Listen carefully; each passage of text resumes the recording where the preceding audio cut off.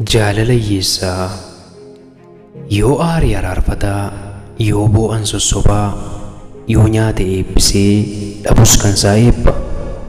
Abaaree hin beeku dhugumaan eebbisa, argannaan isaanii isaaf waa mirgisa. Kanaaf hiyyeessi sobee eebbisee hin darbu, yoo lachuu hammaatan eebbaaf jecha hin qabu. Kanaaf eebba hiyyeessaa yommuu itti dhageessu sobeetu akka hin jenne inni gogaa eebbisu. Lafaa ka'ee mitii kan inni eebbise, haasaasaa takkana isumaaf si durse. Eebba hiyyeessaan jibbin sobee sin eebbisu, liqii sitti kennaa kan Waaqni deebisu.